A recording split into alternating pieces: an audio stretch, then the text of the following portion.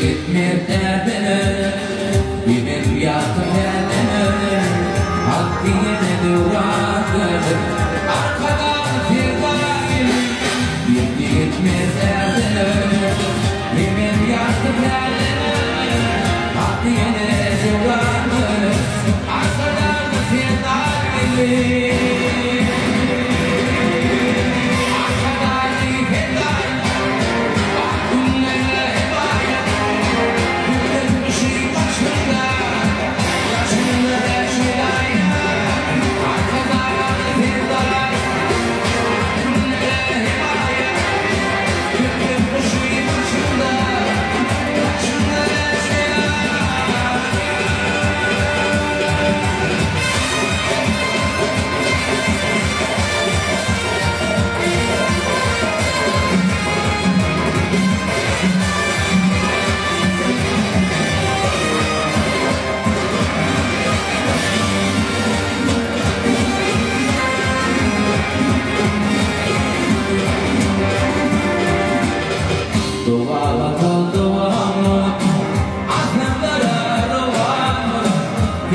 Değil olmadan arkadan gider.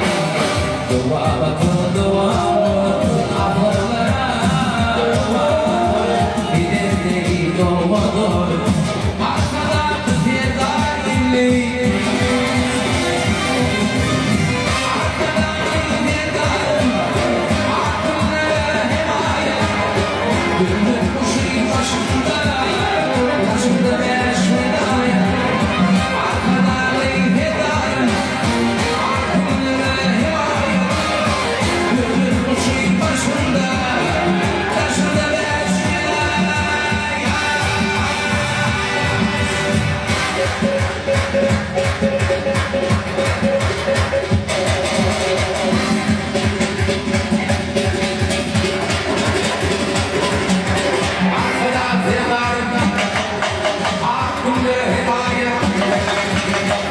Kuşu başında, karşında hidayet.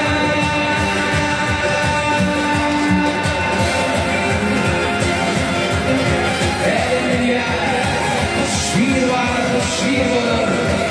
Erdem'in hakkı bir tane. Bu dünyada zengin olur. Yedi hakkın arkada bir bari.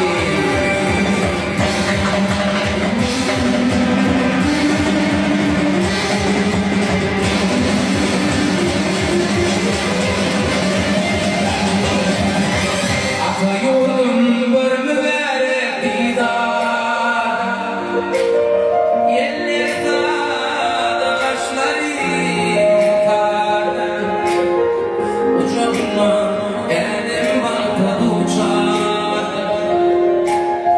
fütürlüğüne bir yan